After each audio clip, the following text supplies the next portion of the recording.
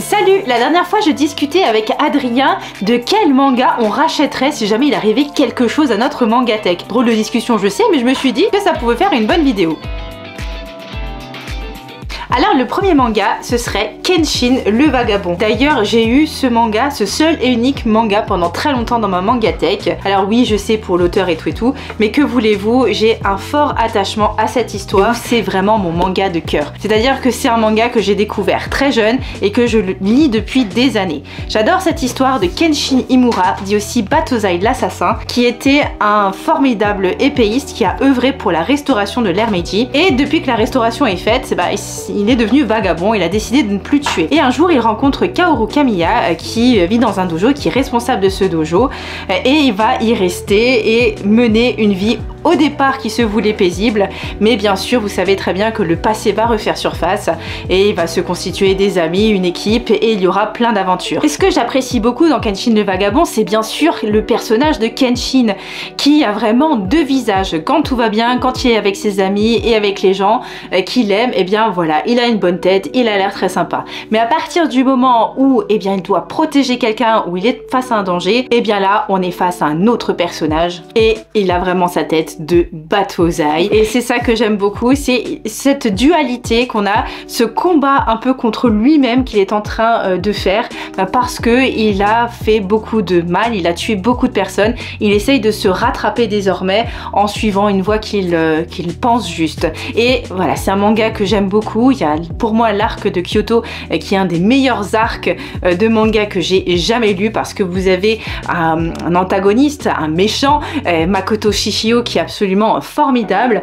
D'ailleurs bon, l'arc d'après était pas forcément très utile, mais j'accepte quand même. J'ai découvert Kenshin le Vagabond avec l'animé d'abord, et en plus même pas en français parce que c'était quand j'étais en vacances à l'étranger, et puis bon on s'ennuyait ferme avec mon frère, et il y avait Kenshin qui passait à la télé, donc on regardait, on captait pas trop ce qui se passait, mais il y avait de la bagarre, c'était sympa, et on est rentré de vacances, on a foncé, demandé à ce qu'on nous prenne les mangas, et depuis lors je lis, je relis Kenshin le Vagabond, et sincèrement s'il fallait vraiment en racheter qu'un, je rachèterais celui-là parce que c'est vraiment mon manga de cœur, et j'ai été vraiment dégoûtée, dévastée quand j'ai appris ce que l'auteur avait fait. Donc bon, je peux comprendre, c'est pour ça que j'encourage pas forcément à l'acheter, plutôt peut-être à l'emprunter ou à trouver d'occasion, mais bon voilà, je peux pas nier que c'est un manga que j'adore. Le deuxième manga que je rachèterais si jamais tout ça disparaissait, pitié que non, c'est Sailor Moon, et dans cette version là, la Eternal Edition. Pourquoi? Parce que là aussi, fort attachement sentimental. Bon, l'histoire de Sailor Moon c'est très connu, cette jeune fille, cette collégienne qui un jour se voit attribuer des pouvoirs qui lui ont été prodigués par un petit chat, et s'ensuit qu'elle va trouver plein de copines qui elles aussi auront des pouvoirs. Alors elle, c'est le pouvoir de la lune, et puis ses copines c'est chacune une planète du système solaire de l'époque, parce qu'il y avait encore Pluton. Mais c'est une histoire pareil que je regardais en animé quand j'étais très petite et que je ne connaissais pas en manga, avec des dessins très shoujo, c'est vrai, avec des histoires qui sont parfois oui bon très jeune fille, des dessins très mignons, etc. Mais c'est plus profond qu'il n'y paraît. Vous avez des méchants qui sont vraiment très méchants, vous avez parfois des situations qui font quand même réfléchir, donc c'est moins niais que ce qu'on pourrait penser, et j'aime beaucoup. J'étais très contente de redécouvrir Sailor Moon. Par contre vous avez Sailor V qui est un petit complément, bon ça je le conseille pas du tout parce que ça pour le coup c'est vraiment très niais. Mais voilà, Sailor Moon, ouais, je rachèterais parce que c'est très beau. Certains n'aiment pas trop, je sais, ils trouvent que c'est imprimé trop clair, n'aiment pas les couvertures en dur, mais moi je trouve que c'est très réussi, et c'est ce qui m'a fait retomber dans l'achat et la conservation de manga, et c'est ce qui me referait tomber encore une fois dans l'achat et la conservation de manga, parce que j'adore Sailor Moon. Le troisième titre que je rachèterais, c'est Dragon Ball, bien sûr. Alors Dragon Ball, je vous en ai parlé régulièrement, Adrien vous en parle aussi régulièrement. Pareil, animé de notre enfance qu'on a redécouvert assez récemment avec cette édition. C'était vraiment mon objectif de l'année dernière, d'avoir l'édition complète, parce que je la trouve très jolie. Je sais pas si c'est une perfect édition ou je sais pas, ou ultimate, j'ai plus tout à fait le nom. Je sais très bien que on va avoir une version tout en couleur, mais j'avoue que moi celle-ci me déplaît pas. J'aime bien, les noir et blanc est très bien réalisé. C'est un plaisir de redécouvrir quand même la base du shonen, la base du manga game, Dragon Ball, comme dirait notre notre chef, c'est la vie et je suis entièrement d'accord. Je comprends que si vous n'avez pas mon âge, que vous n'avez pas grandi avec Dragon Ball, vous pouvez trouver ça un petit peu lourd au début, que peut-être l'humour ne vous convienne pas. Il n'empêche que Dragon Ball c'est tout un univers, c'est des personnages super, c'est des rivalités, des antagonismes, une progression aussi assez incroyable et c'est un manga que j'apprécie vraiment beaucoup. Moi j'ai lu Dragon Ball Super aussi, j'ai regardé les animés, je suis complètement fan, je suis allée voir les films au cinéma et ça depuis toujours, hein, même les premiers Broly et tout. Je collectionnais les cartes quand j'étais jeune et je collectionnais d'ailleurs les cartes quand j'étais aussi moins jeune et Adrien pareil parce qu'on a une petite collection de cartes assez sympa de Dragon Ball. Bref, on est conquis par l'univers, on aime beaucoup et je rachèterai ce manga, c'est certain, parce que pour moi ça doit faire partie de ma mangathèque et même de ma bibliothèque au sens plus large. Si un jour on était à nouveau tous coincés, bah, je serais contente d'avoir avec moi en tout cas Dragon Ball. Donc ça, évidemment, ça reviendrait dans ma mangathèque. Le quatrième manga que j'irai très vite me procurer, c'est Hikaru no Go. Contrairement aux trois précédents, il n'y a aucune nostalgie avec ça. Ça parle de quoi? Ça parle de Hikaru qui un jour va chez son grand-père et il découvre un jeu de Go et il y a un fantôme qui sort et qui ne désire qu'une seule chose, c'est encore jouer au Go parce que c'était sa passion à ce fantôme et il va jouer grâce à Hikaru au travers d'Hikaru et Hikaru va apprendre au fur et à mesure à jouer au Go. Et c'est un super shonen parce que le dessin fait beaucoup, le dessin est absolument extraordinaire. En plus moi j'ai eu la chance de découvrir cette histoire dans cette édition, mais regardez-moi rien que cette...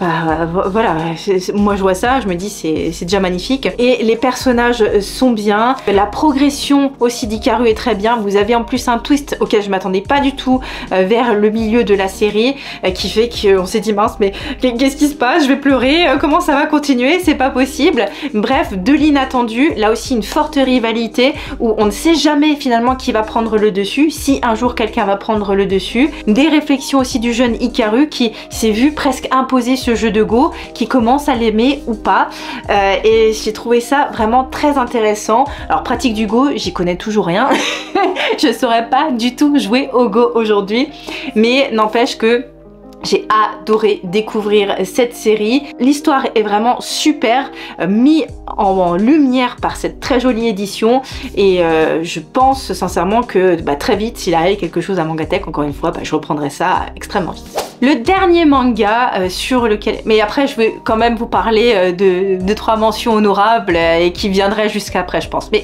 donc, le dernier manga que je rachèterai, c'est bien sûr Lone Wolf and Cub. Mais quelle découverte ce titre! Vous avez remarqué aussi que je mettrai le budget, hein, parce que tout ce que je vous présente, c'est des éditions prestige, des éditions de luxe qui coûtent un petit peu cher, c'est vrai. Mais moi, je préfère, à la limite, si je dois tout recommencer, vraiment commencer par le beau, le parfait, et ensuite on voit la suite. Bref, Lone Wolf and Cub, on vous en parle aussi régulièrement, ça c'était vraiment la grosse claque de ces derniers mois. On suit cet homme qui est un ancien samouraï qui est devenu assassin et qui parcourt le Japon en compagnie de son fils pour commettre des assassinats et surtout se venger parce qu'auparavant il avait une fonction importante dans le gouvernement et il a été victime d'un complot et bien sûr il veut se venger contre toutes les personnes qui l'ont mis dans cette situation. Et en fait, il suit une voie qui est très particulière, il ne se détourne pas de cette philosophie de vie qui est très dure, très contraignante, qui est pas du tout apte pour un gosse. Mais il la suit quand même et ça aussi j'aime beaucoup, c'est cette relation entre père et fils qui est extrêmement attachante et ils sont extrêmement attachés l'un à l'autre, mais ce sont deux êtres humains à part entière qui prennent leurs responsabilités, qui prennent leurs décisions et moi je trouve ça très bien de mettre en lumière cette forme de relation père-fils. Les dessins, vous restez des heures devant les dessins, je vais essayer de vous trouver certaines planches, vous voyez, c'est le Japon de l'époque, hein, attention, où il n'y avait pas grand chose, et justement ça aussi c'est très intéressant parce que on parcourt des villages d'une époque reculée dans laquelle il n'y avait pas de technologie, où on vivait chichement très souvent, mais toujours avec cet esprit évidemment un peu d'estampe japonaise que j'aime beaucoup. Des petites scènes du quotidien mais aussi des scènes plus violentes de bagarre parce que c'était aussi le quotidien de cet homme et de son fils. et sincèrement là j'attends avec impatience les derniers tomes. Je crois qu'il y a le 11 et le 12 encore qui vont sortir bientôt là. Ouais, je les attends. À chaque fois que ça arrive à la maison, je le lis immédiatement parce que c'est absolument extraordinaire. Alors j'ai quelques mentions honorables, notamment le Samouraï Bambou que je viens tout juste de lire. Alors peut-être aussi parce que je viens juste de lire, donc je me dis que je le rachèterai pas immédiatement parce que c'est encore assez frais dans mon esprit. Peut-être contrairement aux autres titres que je vous ai présentés. Mais là aussi, c'est très original et dans le dessin et dans l'histoire, ou en tout cas comment elle est racontée. Et c'est vraiment un titre, si vous l'avez jamais lu, bah foncez, malgré le prix encore une fois. Ouais, et là je vous fais vraiment des courses de riches hein. Mais en tout cas ça c'est vraiment extraordinaire et je vous le conseille. Je le rachèterai à terme si jamais je ne l'avais plus, mais ce serait peut-être pas immédiat. Et l'autre titre encore du samouraï, bah vous voyez hein, j'ai quand même une petite tendance, un penchant bien noté vers le samouraï, c'est bien sûr Vagabond de Takehiko Inoue. Là aussi lecture assez récente et qui fait que peut-être je le rachèterai pas immédiatement, mais je le rachèterai aussi à un moment donné si jamais je devais refaire complètement ma mangatech. Et vous allez me dire mais t'as pas dit City Hunter? Alors oui, j'ai pas dit City Hunter parce que là aussi c'est beaucoup de tomes avec des histoires qui parfois se ressemblent un petit peu, une histoire que je connais très très bien, et là aussi ce serait pas la priorité numéro 1, surtout que je suis en train de le relire donc c'est encore très très frais, mais ça viendrait quand même un jour dans la mangatech s'il fallait tout recommencer, je dis pas le contraire, mais ce serait pas non plus la priorité numéro 1, bien que évidemment j'adore, j'aime vraiment mon Ryo Saeba, c'est sûr qu'un jour ça viendrait dans la mangatech, mais voilà, s'il fallait prioriser, parce que vous voyez déjà le budget que j'ai mis pour les 5 titres que je vous ai montré, la Novel Cup c'est 30 balles un tome, Ikaru no Go je crois que c'est 15, Sailor Moon je crois aussi que c'était 15, Kenshin c'était 10 le tome, et Dragon Ball aussi 10 € le tome, donc voilà, ça coûtait déjà un petit peu d'argent. Oui, hein, j'essaye d'être au maximum réaliste pour faire cette vidéo, et voilà, s'il fallait tout recommencer, voilà par quoi je commencerai moi. N'hésitez pas à me dire, vous, bah, quel serait le titre que vous iriez courir acheter en magasin si un jour un malheur arrivait, ce que je vous souhaite pas, bien sûr.